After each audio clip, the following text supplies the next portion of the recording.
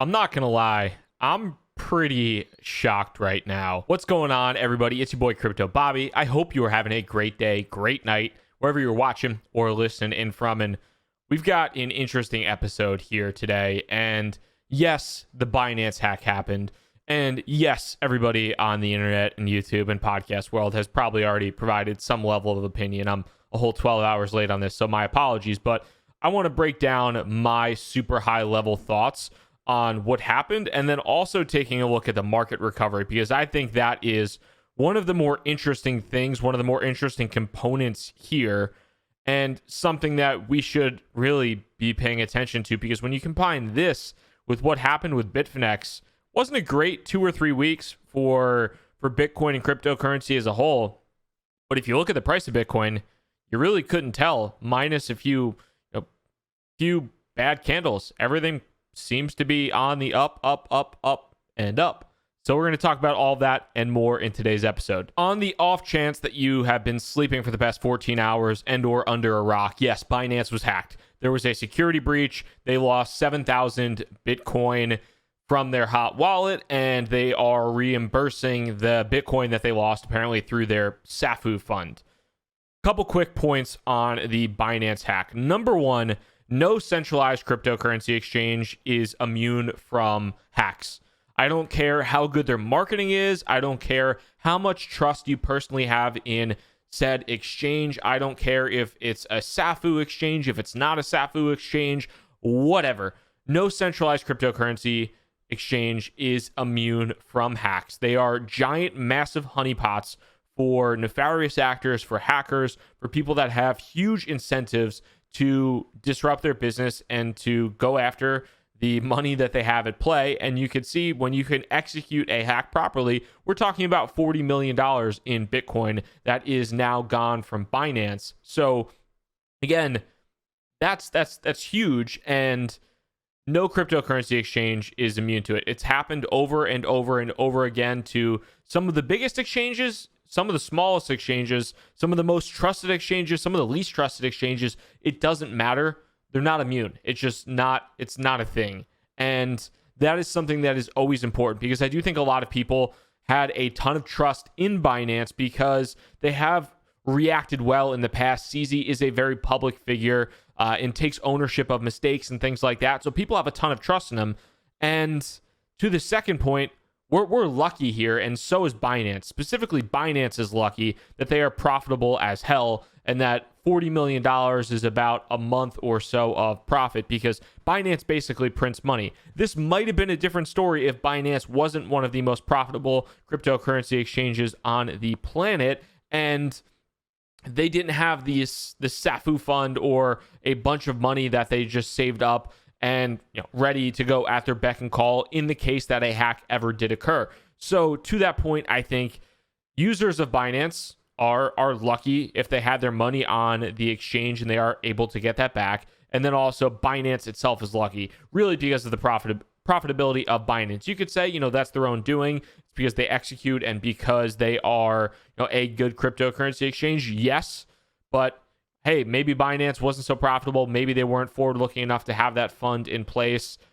Could be an entirely different conversation here. For the love of God, get yourself a Ledger, get yourself a Trezor, get yourself a cold card wallet or cool wallet or whatever. I don't care. Just store the cryptocurrency on your own. Be smart about how you store your cryptocurrency.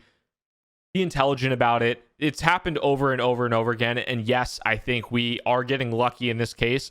And most likely, if you did have money on Binance, seems like you're going to be fine. You're going to get your money back. But that might not be the case in the future if something additionally happens at Binance. Might not be the case in the future if something else happens at another cryptocurrency exchange. But just be smart about it. Store your crypto on cold storage and don't be a dummy. Let's be real here. And lastly, specifically on the subject of the hack, before we get into the market as a whole, this was something that almost got more attention than the actual hack itself. Was somebody suggested, it was Jeremy Rubin, who has been in the Bitcoin game for a while. I believe also works on Stellar, if I'm not mistaken, but was with MIT Crypto, I think the MIT Crypto Lab. And he said, CZ said, after speaking with various parties, including Jeremy Rubin, Presswitch, Hasufly, Jihan Wu, and some other people, they had briefly considered doing a reorg.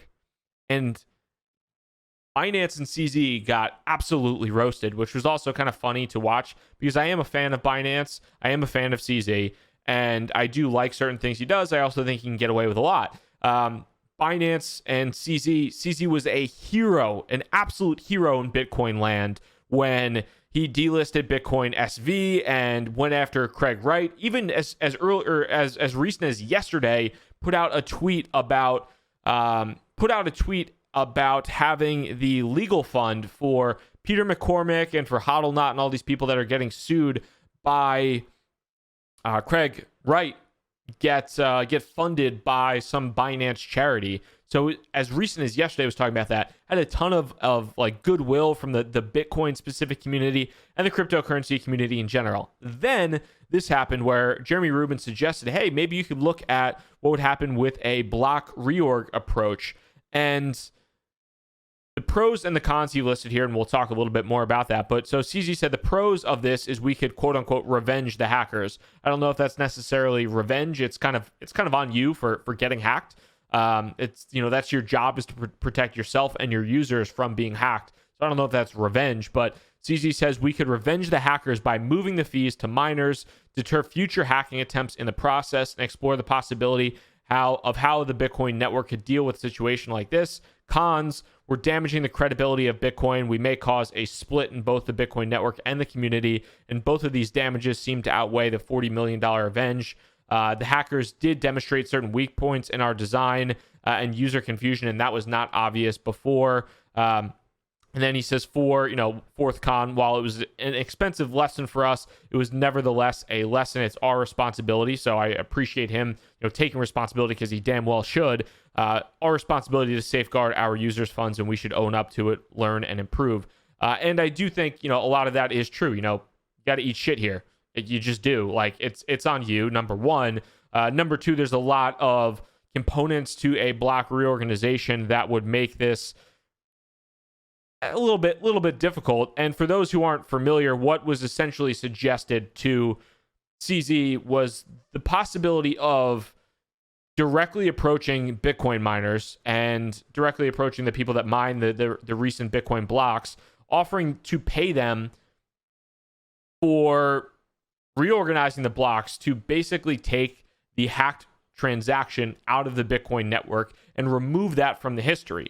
Now, the Binance hack was 7,000 Bitcoin, or about $40 million, but the Binance hack was about 7,000 Bitcoin. So theoretically, let's say, I don't remember the exact numbers, but theoretically, let's say if CZ could pay all of the Bitcoin miners 4,000 Bitcoin, and that would be more than they actually received during the mining since that transaction occurred, then they would have a $3,000 Bitcoin delta or something like that, and it would actually lessen the blow, lessen the impact. But there are a lot of massive issues on this. And then it goes to kind of spit in the face of the Bitcoin immutability. We're talking about Bitcoin being this immutable digital store of gold that may be adopted by institutional investors and all this type of thing. And then you could have a very profitable enterprise that was hacked due to its own negligence and is now rolling back time, kind of resetting things to look in their favor. And that is one of the big things that a lot of Bitcoiners point at Ethereum with and say, you guys shit the bed on the DAO.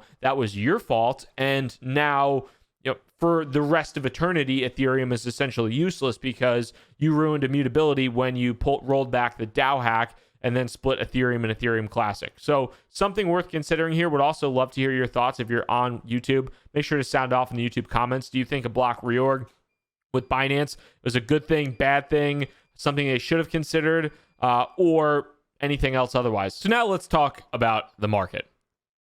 This is something, and again, I'm pretty shocked at this. I'm not going to lie. I would have expected a different set of circumstances here. And we could see at the time of the Bitcoin, basically the time of the Binance hack, curiously, there were two massive sell-off candles earlier in the day as well, taking Bitcoin down about $200 and $150 within an hour. But Bitcoin dropped at its peak to the bottom about 4%, and is since essentially completely rebounded it is down less than it's down around 0.5% from where the announcement about the Binance hack occurred. And to me, this is something that, again, is rather shocking, because I would have expected Binance, in my opinion, is probably the most important crypto exchange. In many ways, I think from a retail perspective, the most respected cryptocurrency exchange out there. Also, one of the most liquid cryptocurrency exchanges out there. So to hear, not necessarily that the $40 million is an end all be all, or that, that the exchange, that they're covering the hack and all that good stuff, but the fact that that's kind of it's a breach of trust in some standpoints, or it's just it hurts confidence. And it goes to show that this is still such a nascent market when the most respected exchange in cryptocurrency cannot still keep its users' funds safe. And they have to resort to, basically taking out their own insurance policy, the SAFU fund, to reimburse users. So as I saw this last night, I was watching the market go from $5,900 essentially all the way down to $5,650, and then just bounce straight back up like it didn't happen. It was pretty shocking to see.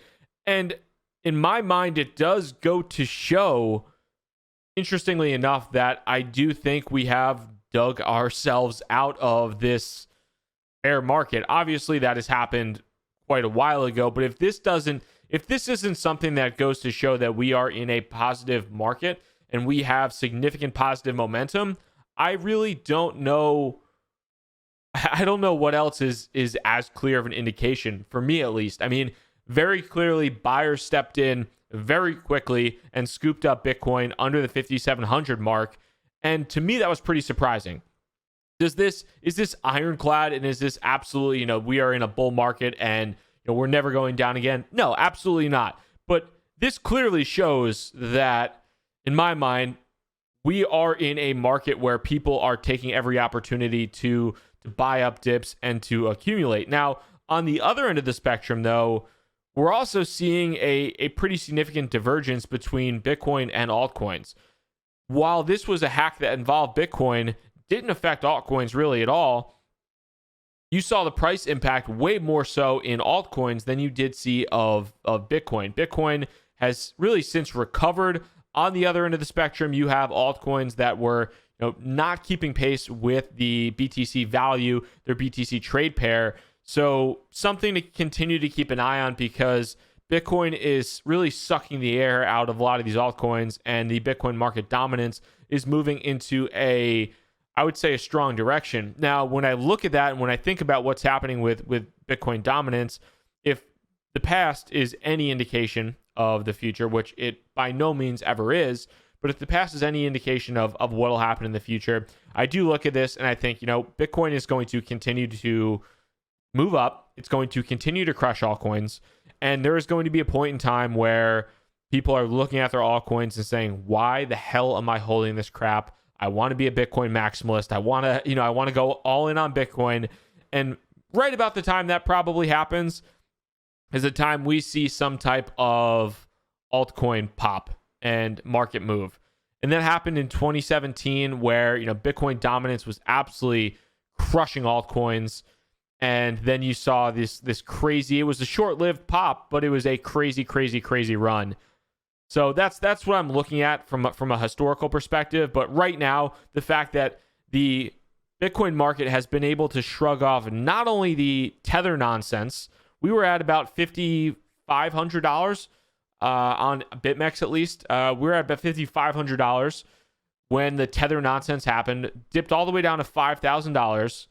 And then we are now really closing in on 6,000. Which is crazy to think we've not only put the Bitfinex Tether nonsense behind us, at least from a market perspective, not necessarily that we're in the clear on that at all, but now we're looking at Binance too and saying, hey, Binance just got hacked. One of the largest cryptocurrency exchanges just got hacked, and Bitcoin is down 0.5%. I'd say that's pretty bullish in my book. I'll obviously be keeping an eye on everything that's occurring in the market, and we'll pop in with anything that I see that I think is relevant or interesting. Two quick notes, though. Number one, the Fluidity Summit is happening tomorrow. I will actually be there with a professional videographer, which is kind of cool. But I'm going to be popping around the Fluidity Summit, doing like a behind the scenes, asking speakers and a bunch of people that I know and also people that I don't know questions with a mic at the event. So that should be a lot of fun. I'll have a video up soon for that. I'm really looking forward to that. So stay tuned on that. And additionally, I'm having Jeremy Ross, aka Jeebus, on Twitter on the podcast. So that should be a great time as well. One of the, I would say, OGs. I don't know if he would love that word on himself, but one of the OGs of crypto Twitter, at least, and somebody who's been around for a number of different cryptocurrency cycles. So I want to talk to him about the cyclical nature of cryptocurrency and kind of where he sees things going. So that should be a really good time. If you enjoyed this video, make sure to hit that thumbs up button. If you're new to the channel by any chance, would love for you to subscribe. Thank you so much for your time. Crypto Bobby signing out. Have a good one. Peace.